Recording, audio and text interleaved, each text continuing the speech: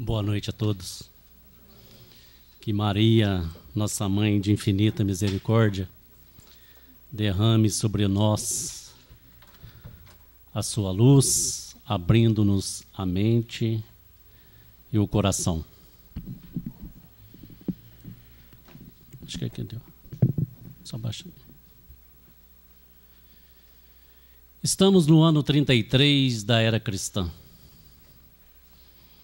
O senador romano Públio Lentulus decide sair de Roma com a sua esposa Lívia, mudando-se para a Galiléia na busca da cura para sua pequena filha Flávia, de aproximadamente 7 ou 8 anos, diagnosticada pela ciência da época como leprosa, deixando entender que a lepra, naquela época, era toda e qualquer ferida que se dava generalizada por todo o organismo. E, desenganada pelos médicos, resolvem o senador e sua esposa, até mesmo para fugir dos comentários maldosos de Roma, já que uma patrícia estava leprosa, e isso era como se fosse excomungado da sociedade. E nesta tarde, nós vamos adentrar a residência de Públio Lentulus, já na Galiléia, e vamos ouvir um diálogo travado entre Lívia e a sua serva Ana. Ana era um pouco mais velha do que Lívia. Ela era aquela serva dedicada, fiel, bondosa, e foi nela que Lívia encontrou os ouvidos de Deus para desabafar os seus conflitos, as suas angústias, os seus temores. Ana já havia conhecido Jesus. Já havia visto os seus feitos de luz. E dizia a Lívia, enquanto as duas ali trabalhavam, limpando e curando as feridas da pequena Flávia: Ah, Senhora, guardo no coração profunda fé que, se a Senhora levar a pequenina Flávia aos braços do Mestre, ele, só com a imposição das mãos, irá curar as suas feridas e trará novamente alegria para o seu lar. Mas Lívia, muito triste, respondeu para Ana: devido à nossa alta posição social, Públio não aceitará jamais que nós possamos colher os benefícios desse homem tão caridoso de que sempre me falas. Temo que, apesar de todas as minhas riquezas, não poderei obter as bênçãos e os milagres do teu mestre. Mas Ana, animada, continuava: Ah, Senhora, não são apenas os humildes e os miseráveis que o acompanham. Senhoras ricas, esposas dos funcionários de Herodes, se misturam ali, no meio dos pobres, dos humildes e dos aflitos, em busca de uma palavra do Mestre. Esta semana mesmo, vi aproximarem-se dele várias crianças que foram curadas por doenças consideradas incuráveis. E ele aconchegando essas crianças perto de si, dizia: sede semelhante a elas, porque delas é o reino dos céus. Lívia, na sua sensibilidade tocada, dizia: entretanto, Ana, apesar de tudo que me falas, Públio não aceitará jamais. Ana dizia ainda: o profeta de Nazaré não desdenha ninguém, seja rico, seja pobre, seja sadio ou doente, a todos atrai para si, com o seu magnetismo, com a sua bondade, a todos recebe de bom grado. E prefere, e me parece inclusive que prefere os mais miseráveis, aqueles que geralmente nós não queremos perto de nós. Mas ele estende as mãos. Lívia escutava com atenção e pensava naquele homem bom, na influência que somente aquelas palavras de Ana exercia no seu espírito angustiado. E enquanto ouvia com interesse aquilo que a sua serva fiel lhe falava, nem sequer percebia que a pequena Flávia, apesar da febre, apesar das dores nas feridas, escutava atentamente aquele diálogo. Nesse instante, o senador entra no quarto e as duas se calam.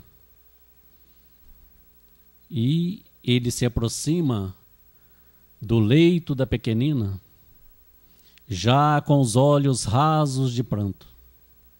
Brinca com suas mãozinhas feridas e diz a ela: filhinha, o que queres que eu te faça para que hoje possas dormir melhor? Se quiseres, poderei comprar-te mais brinquedos.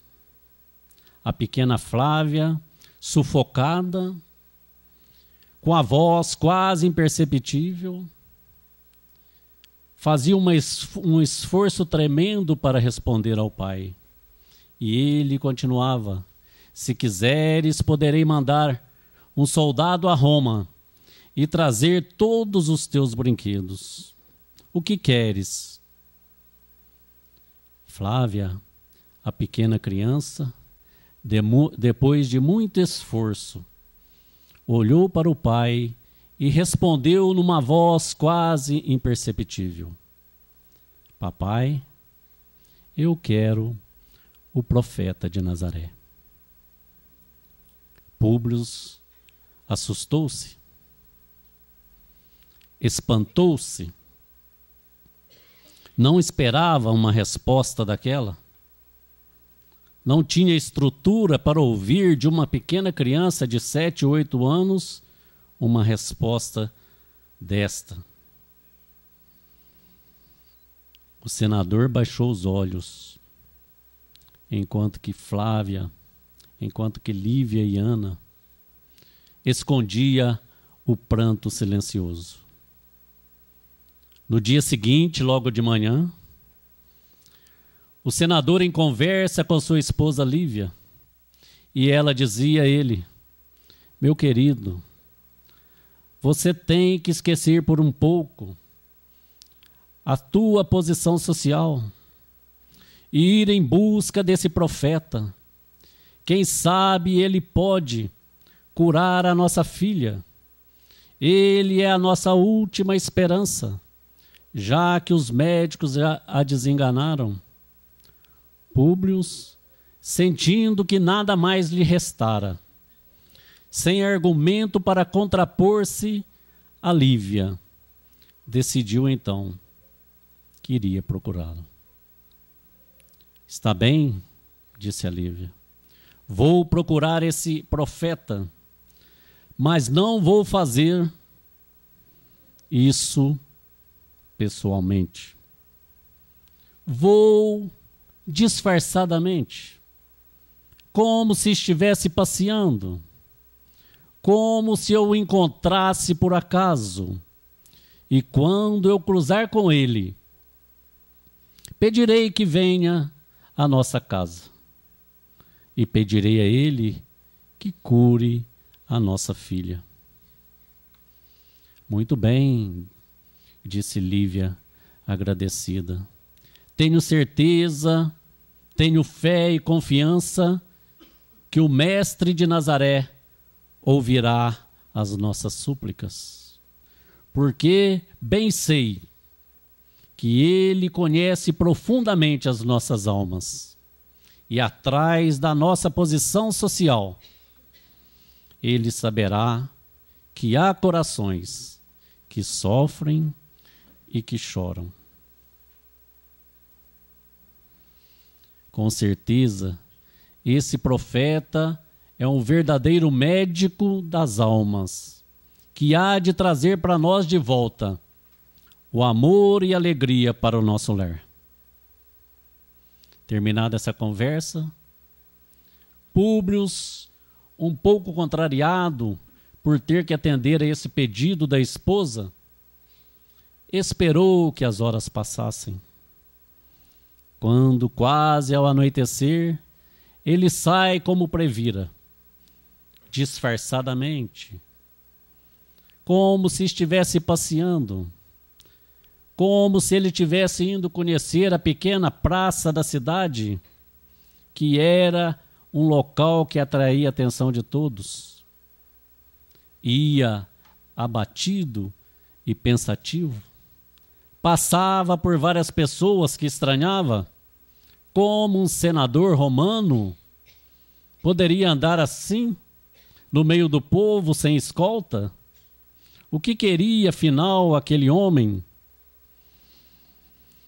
1 hora se passou e ele pensava: onde estaria nesse instante o profeta de Nazaré? Como seria ele? O que ele iria dizer se o encontrasse? Que língua ele iria falar comigo, já que havia diferenças de linguagem entre os patrícios, entre os plebeus? Assim pensando, com o coração perdido e opresso, Públio sentou num banco de pedra, ali próximo às margens do lago de Genezaré. Do mar vinham suaves perfumes, e naquele instante, sentindo a brisa fresca do vento, ele entrou-se num suave torpor, como se um magnetismo fizesse com que ele acalmasse o seu coração. Nesse instante, ouviu passos de alguém que se aproximava. E diante dos seus olhos surgiu a figura única e indecifrável do profeta de Nazaré. Tratava-se de um homem moço, que trazia e transparecia no profundo do seu olhar bondade e energia. Cabelos longos e sedosos caíam-lhe na altura dos ombros, com os fios que irradiavam uma luminosidade emitida por uma luz totalmente desconhecida. O sorriso revelava bondade, misericórdia e energia. Era uma majestosa figura. Públio não teve dificuldade em identificar aquele homem. Lágrimas ardentes rolaram-lhe pelos olhos sem que ele pudesse conter. Ele, que havia muito tempo não chorava. Os olhos estavam secos, acostumados à firmeza de um senador. Mas uma força misteriosa além de fazer que as lágrimas descessem pela sua face. Fez com que ele se ajoelhasse na relva, banhada pela luz do luar. Públio desejou falar, mas a voz não lhe saiu. Foi quando, num gesto de bondade e de carinho, o meigo nazareno se aproximou e colocou as mãos sobre a cabeça do senador. E quando ele falou, Públio entendeu perfeitamente. Não sabia explicar que idioma era aquele, mas sentia que aquela comunicação era de espírito para espírito, de coração para coração. E disse Jesus: Senador, por que me procuras ao anoitecer? Melhor tivesses me procurado publicamente e na claridade do dia, para que você pudesse exercitar a fé e a humildade, que irá fazer com que os seus caminhos mudem para sempre. Mas eu não vim a esse mundo para quebrar as leis da natureza. Vim ao teu encontro, ao encontro de um coração desfalecido e angustiado. Públio chorava copiosamente e nada conseguia falar. Mas Jesus, como se lesse os seus pensamentos, dizia: eu não venho em busca do homem rico, eu não venho em busca do senador, eu não venho em busca daquele que traz alta posição social, mas eu venho em busca do coração de um pai que sofre e que chora, e venho atender às súplicas, não suas, mas da tua mulher. Porque a fé da tua esposa é que cura a tua filha. Comovido e magnetizado, Públio sentiu que seu espírito flutuava. Não sabia explicar se estava sonhando ou desperto. E Jesus continuou: não, meu amigo, não estás sonhando. Depois de longos anos em desvios no erro, hoje surge para ti uma nova oportunidade. Uma oportunidade de mudar de rumo, de corrigir caminhos. Um ponto de referência para você reiniciar a sua trajetória. Naquele instante, para Públio, foi como se uma eternidade passasse dentro de si. A escolha, disse Jesus, é sua. Você pode aproveitá-la agora ou daqui a alguns milênios. É um minuto glorioso que surge para ti. Usa tua liberdade para escolher. Ou segue comigo, para que a tua vida se torne um cântico de luz e de amor. Ou ficas nas riquezas do teu mundo, até que surja para ti a redenção diante da eternidade. Públio fitou aquele homem extraordinário, cuja coragem provocava nele uma estranha comoção, e pensou consigo: quem é esse profeta que ousa falar comigo assim? Quem é esse miserável que ousa dizer essas palavras na minha face, a face de um senador romano, revestido de todos os poderes diante da plebe. No minuto, Públio lembrou-se da cidade dos Césares. Lembrou-se das suas estátuas, dos seus monumentos, das suas grandiosidades. Mas Jesus continuou: todas as suas grandiosidades, todas as suas riquezas são efêmeras e miseráveis. Tudo se tornará em pó. As riquezas da terra são ilusões e vão passar. Porque todos os sábios, todos os guerreiros, um dia deverão estar à frente do meu Pai para revelar realmente quem são diante da vida eterna que é maior. Agora, volta ao teu lar.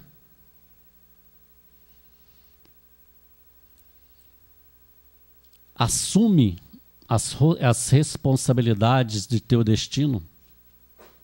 Assume a escolha que fizeste agora. E saiba, mais uma vez, que a fé de Lívia, tua esposa, curou a tua filha. Públio desejou retirar-se. Não conseguiu. Ainda fitou aquela figura majestosa que naquele instante elevava o seu rosto aos céus e com uma luz inexplicável, com as faces molhadas de lágrimas, ele percebeu que Jesus orava. Naquele instante, sentiu o coração tremer. Viu que uma luz transfigurava o mestre. De repente, tudo se apagou e Públio despertou. Era aproximadamente 21 horas. Ele, desperto agora, não via mais ninguém ao seu lado e ficara pensando o que seria aquilo tudo. Tinha certeza que ali estava diante do mestre. Voltou ao lar, pensativo. Entrou nos aposentos, guardando na memória os mínimos detalhes. Confuso, pensava ele, mas Roma também não tem os seus feiticeiros? Roma também não possui os seus magos? Deveria ele abandonar as suas tradições religiosas para se tornar um irmão de todos? Ele, um senador? Se tornar irmão dos miseráveis e dos plebeus? Mas, ao mesmo tempo, lembrava das palavras de Jesus. Não prometera ele a cura da filhinha? Não prometera ele a necessidade da mudança íntima? Mergulhado nesses pensamentos, Públio adentrou a sua residência e foi direto aos aposentos em que estava sua filha. E ó surpresa, ó milagre, Flávia já não tinha mais febre. Flávia se encontrava no colo de sua mãe sorrindo. E Lívia, quando viu a sua presença, lhe disse: o mestre nos atendeu. Porque quando você saiu, eu e Ana nos colocamos em oração. E Flávia, nesse instante, dizia que mãos lhe tocavam a cabeça. Sentia uma força suave que removia do seu corpo a febre. E as feridas como que se começavam a cicatrizar. Ah, esse Jesus, ele deve ser realmente o emissário de Deus que veio trazer a mudança para toda a terra. Mas Públio, orgulhoso, não aceitou. Lívia, tens o coração com excesso de confiança. Estás impregnada por esses dizeres dos fanáticos. Esse profeta não é mais do que os nossos magos e feiticeiros de Roma. Mas Públio, enquanto nós orávamos, eu vi que luzes diferentes estavam sobre o leito da nossa pequena Flávia. Luz diferente? Estás enlouquecida. Está dando muito ouvido a essa serva, a essa miserável fanática. Tenho certeza, Lívia, que não foi o profeta de Nazaré que curou a nossa filha. Lívia, para evitar maiores desentendimentos com o marido, resolveu silenciar, mas no íntimo agradecia a Jesus pela bênção recebida. Naquele instante, ela, Lívia, resolvera tomar um novo rumo que Públio ainda não aceitara. Enquanto isso, Públio pensava, arrumava todas as desculpas para não aceitar que fora Jesus que curara. É bem verdade que estive com o mestre de Nazaré, mas com a lógica da minha educação, com a minha posição social, como senador do Império Romano, eu jamais poderei aceitar que ele tenha curado a nossa filha. Esse pequeno relato está no livro há 2000 anos. Públio Lentulus, como muitos conhecem, nada mais é do que o Emmanuel, mentor espiritual de Chico, enquanto o Chico cumpria sua missão aqui. E a gente percebe que ele até que caminhou depressa, né? Que de 2000 anos atrás, como negando a possibilidade de Jesus, e agora assumindo a responsabilidade de trazer essa mudança para o planeta Terra através das obras e do exemplo de Chico Xavier. Esse relato bem poderia ser o relato ou a história de cada um de nós aqui.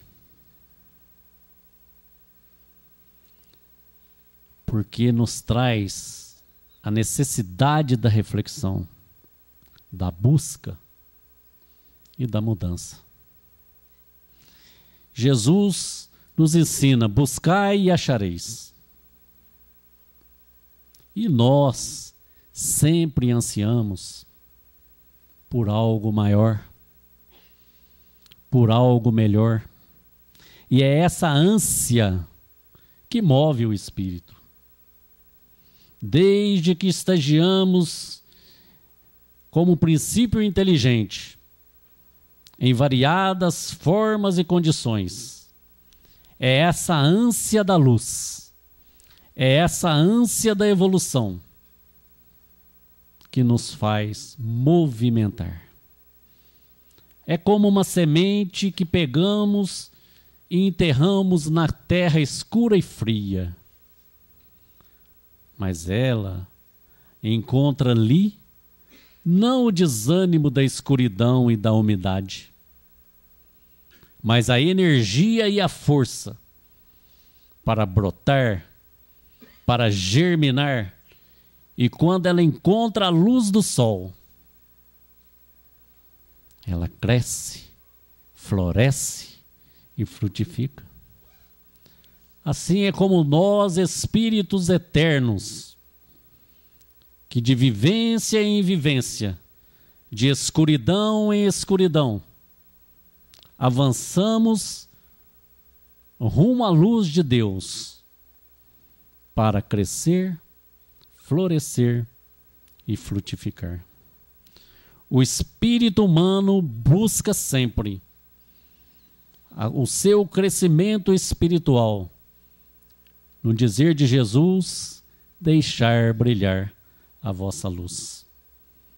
Mas agora, na condição de espírito humano, na condição de uso pleno da nossa razão e do nosso raciocínio, do nosso livre-arbítrio, nós precisamos nos perguntar: o que é que nós estamos buscando? O que é que nós queremos? Públio buscou a cura da filha, mas depois de não enxergar saída nenhuma. Não tem mais saída. Então, quem sabe dá certo. Vou atrás desse feiticeiro, né? Como ele chamou. E se nós aqui estamos hoje nessa sala, não é à toa, né? Alguma coisa nós estamos querendo. Vocês já perguntaram o que vocês estão buscando aqui? Às vezes a gente busca somente as coisas materiais, né? Antigamente a gente dizia assim: vai ao centro espírita porque lá abre os caminhos. Abre os caminhos do amor, né? Abre os caminhos para o emprego, para a vida fácil. Quem não quer vida fácil? Então era muito comum as pessoas dizerem: ah, você está cheio de encosto, você está carregado, né? Então eu preciso descarregar. É para isso que nós buscamos o centro? É para isso que nós estamos aqui? Só para abrir os caminhos? Ou nós queremos algo mais? Aí muitos vão dizer: não, eu venho aqui em busca de algo mais. Eu venho aqui em busca de conhecimento. Conhecimento, a doutrina espírita tem demais, né? Tem tanto conhecimento que quanto mais a gente conhece, menos a gente sabe. Porque é um leque. Abre um leque e veja. É assim, né? Um leque. Então, quanto mais a gente caminha, mais o leque se abre. Quanto mais a gente caminha, menos a gente sabe. Então, o filósofo tinha razão. Só sei que nada sei. Pelo menos ele já sabia que não sabia. Então, caminhou, abriu o leque. Então, o conhecimento espírita é infinito. Porque está falando de nós, do espírito, da nossa vida, da nossa essência. Mas vir aqui buscar só o conhecimento basta? Jesus ofereceu a Públio muito mais do que o conhecimento. Porque a doutrina espírita é muito mais do que o conhecimento. O conhecimento é apenas um meio. A doutrina espírita é o despertar da consciência, do que realmente nós somos, da nossa essência divina diante do universo, não diante daqui a 20 anos, ou 30 anos, ou 50 anos, mas nós estamos falando de nós, espíritos eternos, criação divina. Só conhecimento não basta. É preciso despertar para essa consciência do que realmente somos. Por isso que Jesus ofereceu mais para Públio. Públio, desperta.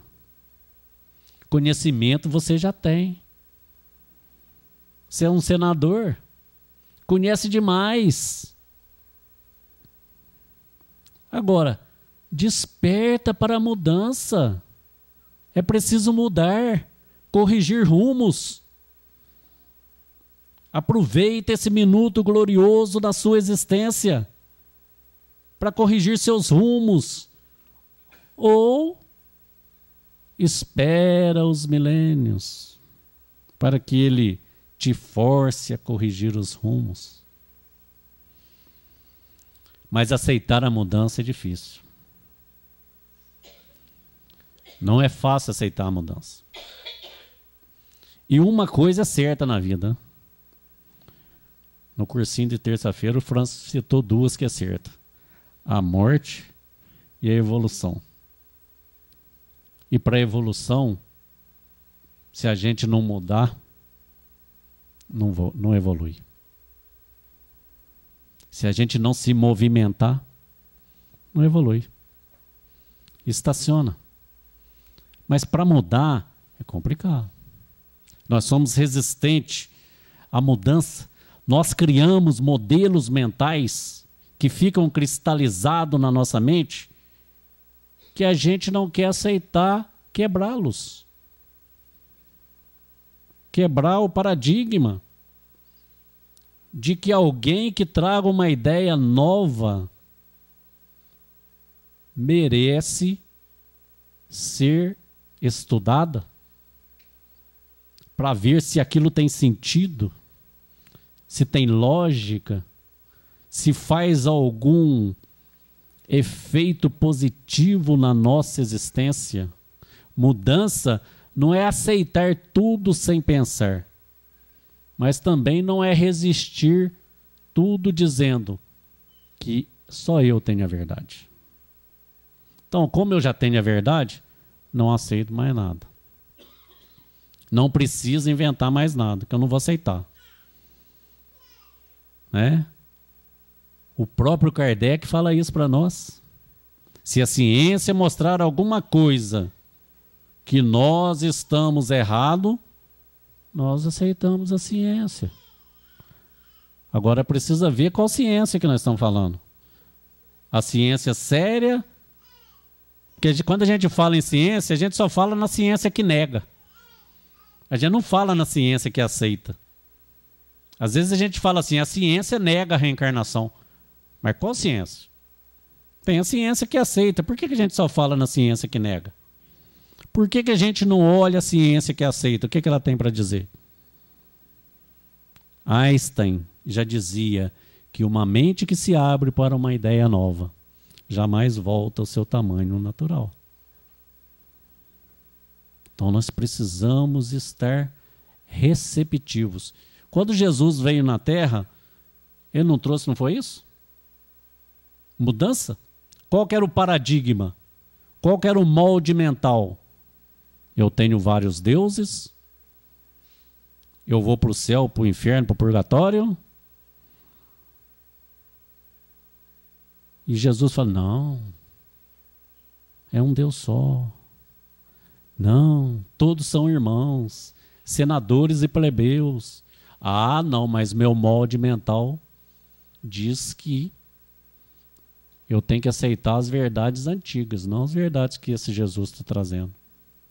Foi o que Públio fez, não foi? Qual era o molde mental de Públio? Tem feiticeiro que faz a mesma coisa que esse aí faz.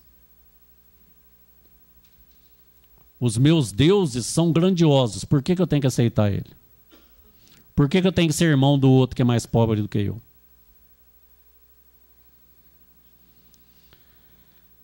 Por que buscamos? Por que nós estamos buscando? Já que nós chegamos nessa possibilidade de estarmos aqui só para buscar conhecimento. Para que eu quero conhecimento? Para que ele vai servir para mim?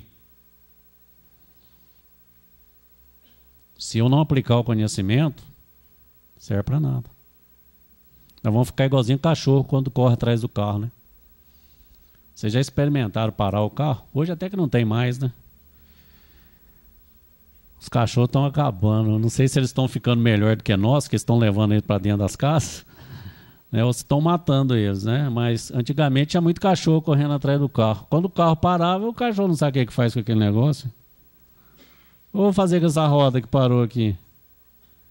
E às vezes a gente faz isso, né? Eu quero tanto conhecimento. Ah, eu preciso conhecer. Nossa, eu tenho que ler tanto livro. Nossa, eu já li 2.500 livros.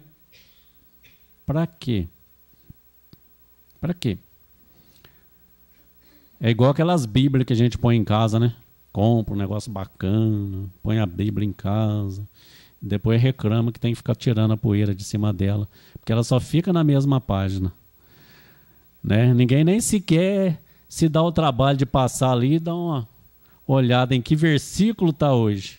Passam 20 anos, a Bíblia está lá. Conhecimento empoeirado. Pode ficar empoeirado na prateleira da nossa casa.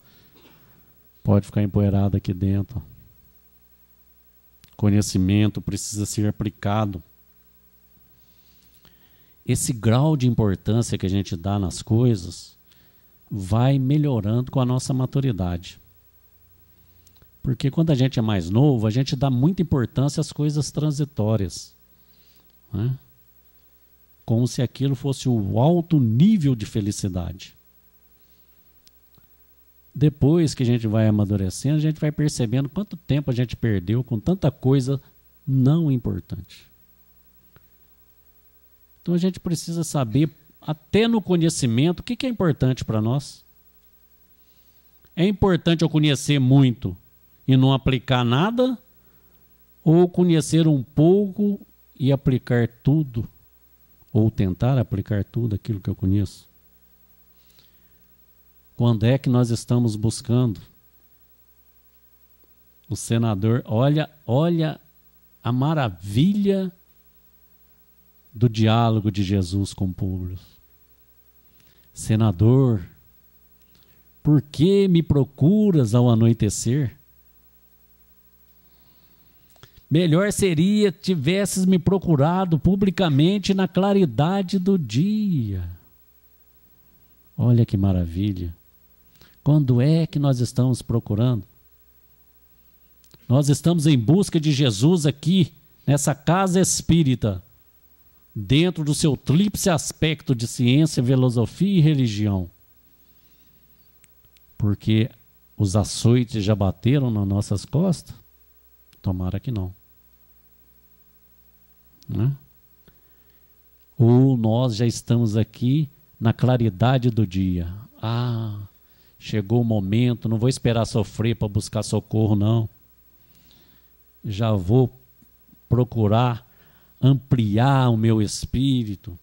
E aqui estou nessa casa espírita, não pela dor, mas porque anseio esse movimento, anseio essa busca de evolução. Mas aí nós precisamos perguntar: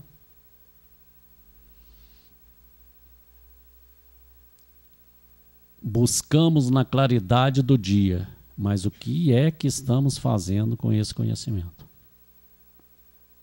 Estamos levando esse conhecimento apenas para aplicar na linha horizontal da vida, na transitoriedade das coisas?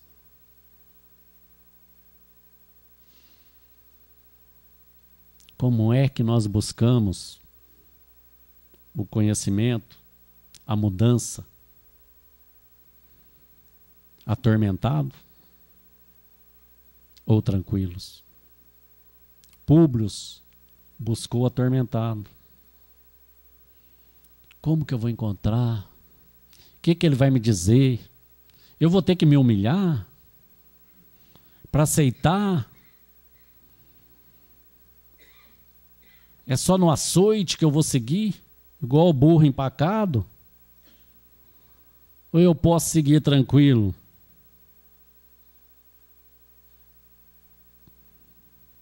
Às vezes, a gente é convidado para vir numa palestra ou num estudo na casa espírita, mas a gente já vem descrente. É o molde mental. Ó, eu vou, mas como eu já li alguma coisa de espiritismo na internet,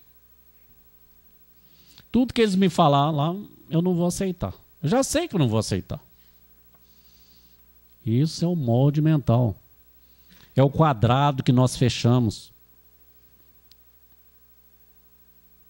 Porque até a própria internet nos chama à reflexão. Nem tudo que está lá é para ser aceito. Como livro.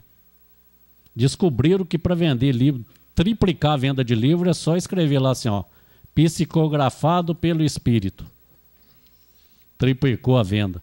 Já que o espírito nunca requer os seus direitos autorais, né? Aí, mês passado, minha esposa estava lendo um romance mesmo, estava dizendo lá que o espírito voltou há 2000 anos, o espírito de hoje, o Fábio de hoje, voltou há 2000 anos para falar para o Fábio lá de há 2000 anos, para ele não cometer aquele erro, porque aquilo ia ter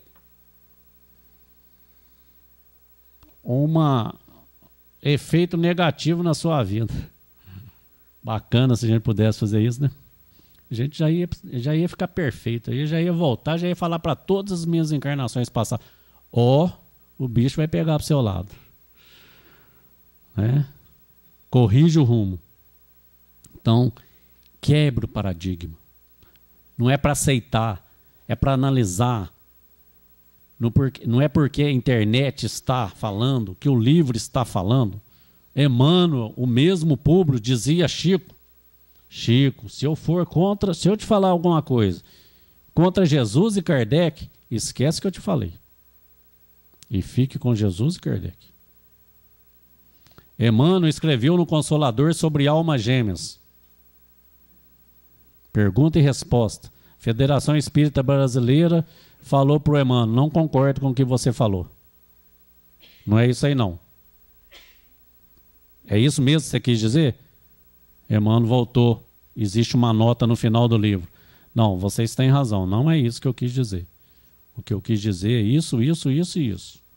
Fui mal interpretado ou a tradução não ficou tão clara. Espírito evoluído, estou falando de espírito superior, espírito puro não, estou falando de espírito evoluído. Tem humildade para saber quando ele foi mal interpretado e voltar atrás.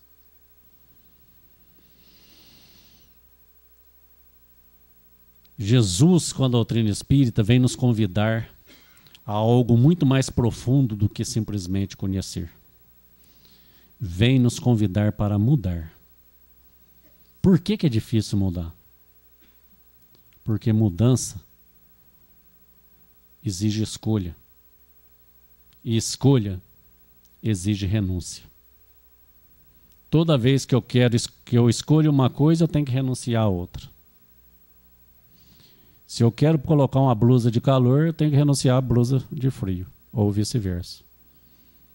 Imagina as mulheres de manhã, né? Não sei se eu uso isso, se eu uso aquele. Né? Vai combinar com esse sapato, mas não vai combinar com a bolsa. Então, está sempre na renúncia e na escolha. Agora imagina nós, espíritos eternos, pensando em mudança radical ou não radical para corrigir rumos da nossa existência. Ah, meu Deus, eu vou ter que renunciar a isso? Não perdoo, não levo desaforo para casa. Eu vou ter que aprender a levar desaforo para casa. Porque se eu quero ter um pouco de paz íntima, eu preciso renunciar à guerra que está acontecendo dentro de mim.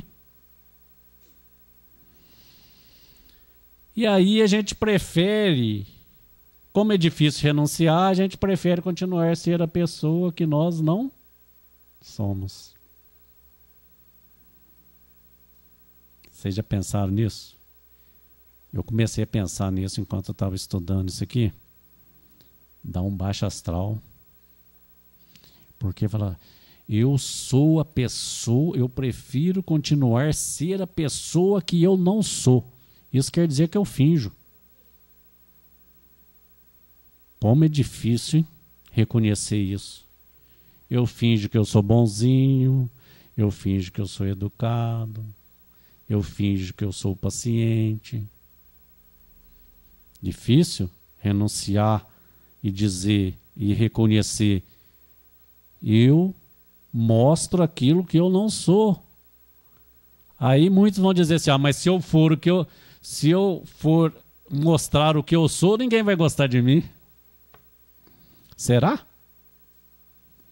Vocês já tentaram em algum momento ser o que vocês são? Eu estou falando para vocês, mas essa reflexão está fazendo para mim. E aí eu chego à conclusão que quando a gente consegue ser o que a gente é, a gente descobre muitas coisas bacanas que nós somos. E descobre também onde é que estão os pontos que nós podemos melhorar. Olha que fantástico. Ninguém precisa dizer: puxa vida, descobri como é que eu estou orgulhoso. Descobri como é que eu sou egoísta. Descobri como é que eu sou vaidoso. Mas nessa descoberta é que eu vou trabalhando. Se eu continuar fingindo, assumindo aquilo que eu não sou, eu disfarço de mim mesmo as sombras que eu carrego. E a gente volta no Públio com Jesus.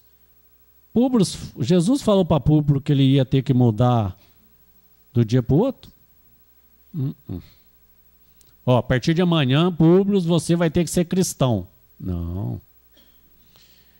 Ele só falou para Públio assim: ó, reflete nesse minuto que está acontecendo com você para você corrigir seu rumo, ou espera os milênios. Então, é começar, é passo a passo. É mudança diária. Mudança, quando a gente começa a descobrir em nós o que pode ser melhorado, a gente começa a exercitar a mudança de postura, mudança de atitude, mudança de pensamento. É pensar no bem, agir no bem, viver no bem, até que esse se torne um hábito e fica automático. Eu tinha que falar aqui dos evangélicos dar um banho na gente nas músicas de louvor, né? Eu tenho uma sobrinha, uma moça casada com um sobrinho meu, que eu estava andando com ela na rua um belo dia, ainda tinha paralelepípedo lá na rua, e ela estava com a unha meio que encravada, sabe? E ela deu um tropeção num paralelepípedo, que saiu sangue na hora naquela unha. E ela falou assim: glória a Deus. Eu falei: menina, você está muito melhor que eu. Esse glória a Deus ia passar muito longe de mim. Então, talvez esse exercício que ela fez, né, ela já conseguiu substituir um palavrão mental por um glória a Deus. É a autodescoberta. A gente precisa deixar de fingir o que não somos para ser sinceros conosco mesmo. E isso que é difícil. Eu não consigo mudar porque eu resisto a isso. Eu resisto a essa mudança.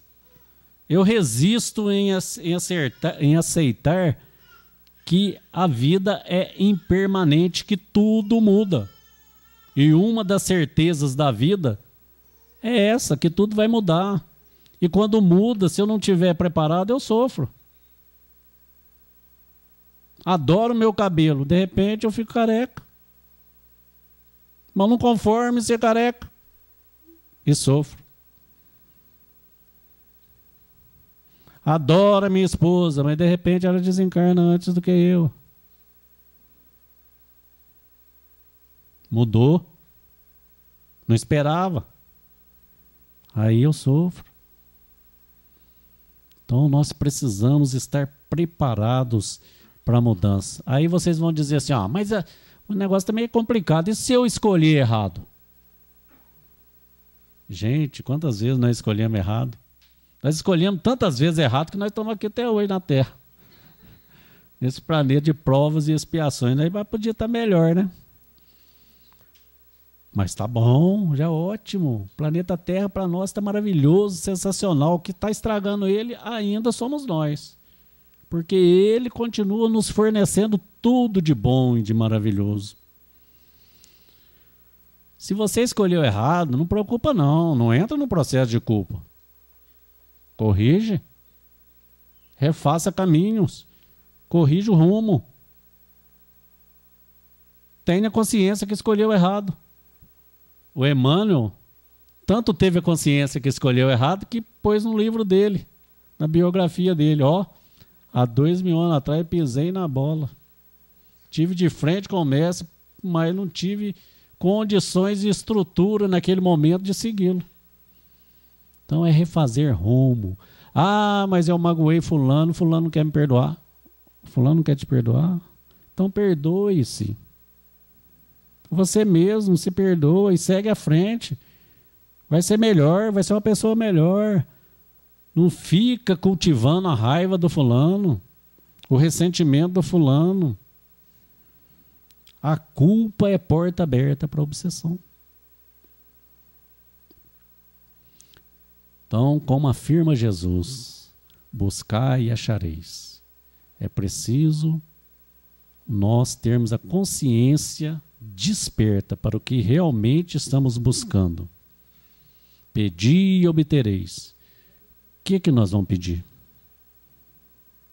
Vamos pedir emprego, uma tornozeleira eletrônica, com muito dinheiro no banco.